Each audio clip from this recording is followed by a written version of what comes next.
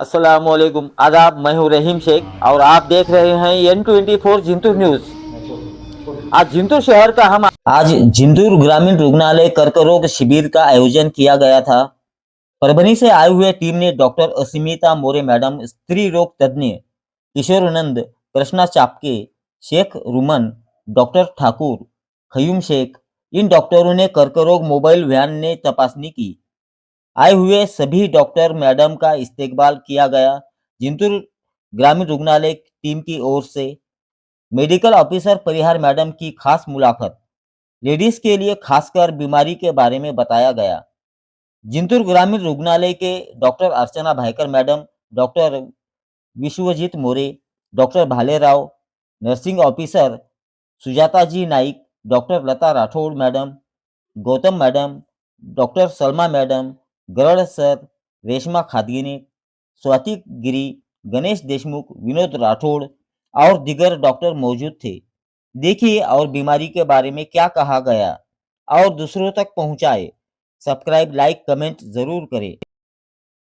सर्दी म्हणजे आपल्या नाकातून द्रव वाहते, पण ह्या ज्या अदृश्य बिमारी असते, आता याच्यामध्ये कोणाला बीपी शुगर असे सांगू शकतो का आपण, किंवा कोणाला कॅन्सर आहे, कोणाला स्तनाचा आहे का, तोंडातला आता जे पुड्या खातात किंवा गुटखा खातात, लाल चट्टा, पांढरा चट्टा, लाळ येणे, अशा काही बिमारी असतात, ह्या कधी कळतात आपल्याला तपासणीमुळे कळतात. तर नियमित तपासणी केली पाहिजे, एवढंच हा उद्देश आहे.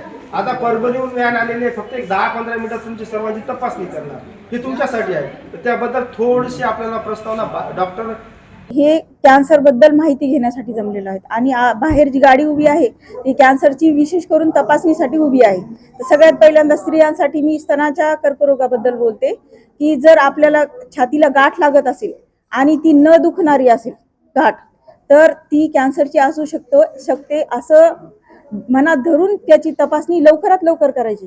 कारण आपल्या समाजामध्ये काय होते, कॅन्सर डायरेक्ट 3ऱ्या आणि 4थ्या स्टेजमध्ये कळतो आणि मग तेव्हा सगळं वेळ हातातून निघून गेलेली असते.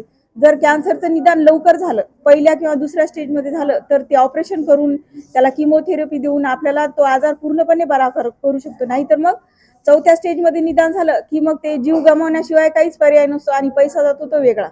म्हणून मग स्त्रियांनी ही आणि न दुखणारी गाठ असल्यामुळे आपण काय करतो, काहीतरी दुखतंय, कमरेला दुखते, हातपाय दुखतात, काहीतरी दुखतं म्हटलं की आपण दवाखान्यात येतो, पण दुखत नसेल तर आपण घरीच राहतो. तर ही चूक टाळायची. आणि कुठे पण कधीही वाटलं की आता समजा बऱ्याच वेळा असं होतं का डिलिव्हरी नंतर दुधाच्या गाठी तयार होतात, पण कधी कधी असं होतं का ती कॅन्सरची गाठ असते आणि आपल्याला वाटतं दुधाची गाठ आहे. आलं लक्षात? तर हे शोधून काढण्यासाठीच हे तपासणी आहे. इथं सरकारी दवाखान्यात यायचं, कधीही वाटलं छोटी पण कुठली गाठ असेल तर सरकारी दवाखान्यात येऊन दाखवायचं.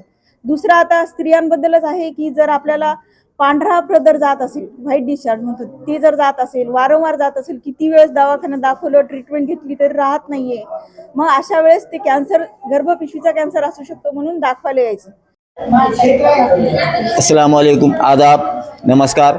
मैं हूं रहीम शेख और आज जिंतूर शहर के जिंतूर ग्रामीण रुग्णालय में यहाँ पर परिहार मैडम है जो महिलाओं के लिए बात करेंगे और महिला के बारे में क्या समस्या होती है और क्या बीमारी की वजह क्या होती है, ये हम उनसे जानने की कोशिश करेंगे। परिहार मैडम से। डॉक्टर दीपा परिहार, मेडिकल ऑफिसर ग्रामीण रुग्णालय जिंतूर। आज 26 दिसंबर के तारीख में परभणी सिविल से कैंसर की वैन आने वाली है, तो फिर इसके लिए हमने यहाँ पे कैंप रखा है सभी पेशेंट के लिए।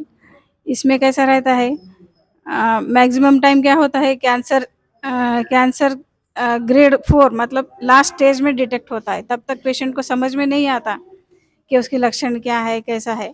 अगर कुछ दिखाई भी दिया लक्षण तो पेशेंट उसकी तरफ ध्यान नहीं देता, छिपाते रहता है उसको, तो फिर ऐसा हो कि बाद में उसकी बहुत परेशानी होती है। तो इसलिए अभी यहाँ पे ये वैन की सुविधा ऐसी है कि आपको कुछ भी ब्रेस्ट कैंसर के बारे में बताऊंगी आपको। पहले ब्रेस्ट में अगर कोई भी छोटी सी गीट लग रही है आपको और फिर वो दुख रही नहीं या फिर दुख रहा है, कुछ भी रहने दो, या फिर आपको डिस्चार्ज आ रहा है निपल से, तो फिर आपको पहले क्या करना है कि उसका स्क्रीनिंग करना पड़ता है।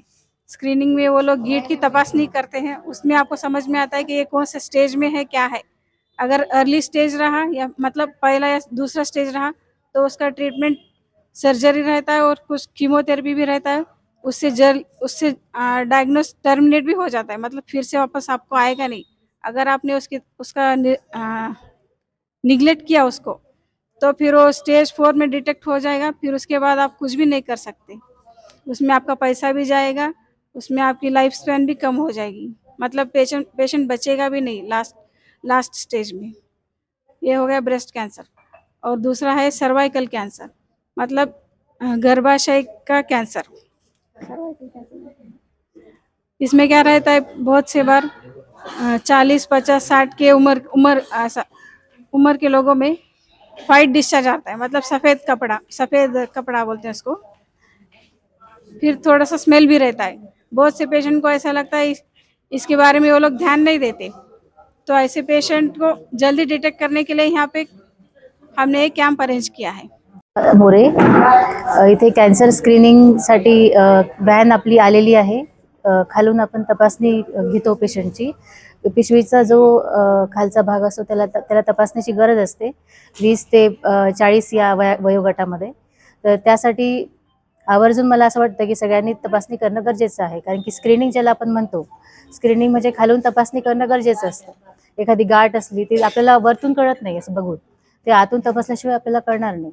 आणि याला जो कॉल्पोस्कोप एक आहे इन्स्ट्रुमेंट, तो आपल्या व्हॅनमध्ये असतो, त्याच्यामधनं आपण तपासणी घेऊ शकतो त्या कॉल्पोस्कोपच्या द्वारे। तर मला असं वाटतं की सगळ्यांनी तपासणी करून घेणं आवश्यक आहे। आणि सरकारने खूप चांगलं हे घेतलेलं आहे कॅन्सर व्हॅन निमित्ताने तपासणीसाठी। तर सगळ्या बायांनी याला हे उत्साहाने करायला काही हरकत नाही।